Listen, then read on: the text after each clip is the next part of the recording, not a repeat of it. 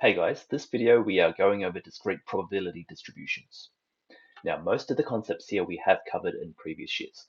The biggest change is how things are set out and the different notations that we will use.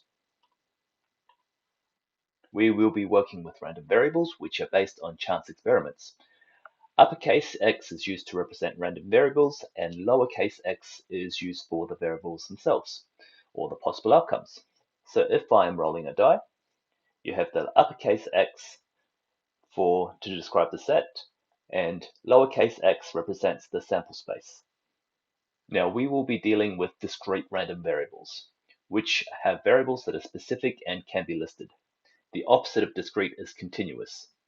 So if you remember, continuous means that it can be any number. So for example, if you're measuring heights of people, one can be 161 centimeters tall, or 161.1, 161.11, and it keeps on going like that forever. Now, discrete random variables can be displayed in many ways. This includes tables, graphs, equations, and set of ordered pairs.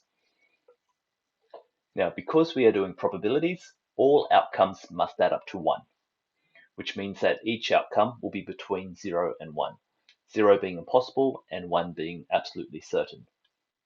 Lastly, uniform probability distribution is when all the outcomes are equally likely. So for example, when you roll a die, there are 6 possible outcomes, and each of these outcomes have a 1 in 6 chance of occurring. Alright, so first example. We are describing this dataset as a probability distribution table, graph, and sets. So first thing we're going to do is find the probabilities, which is basically frequency over total frequency.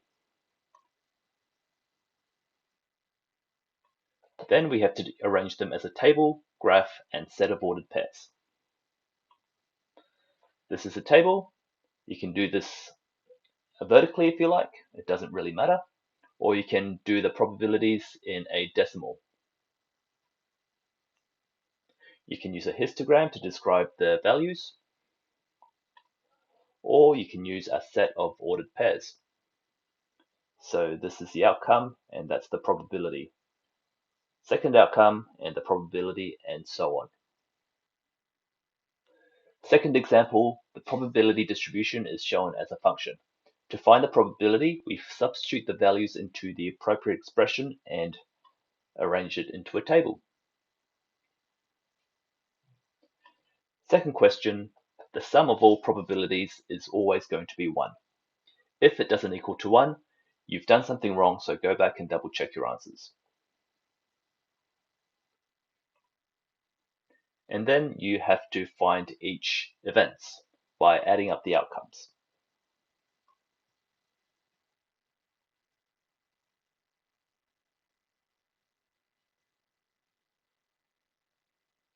And that is the first 2 exercises in the textbook. As I said, most of this we have done before, we just haven't set it out this way before. Alright, so good luck.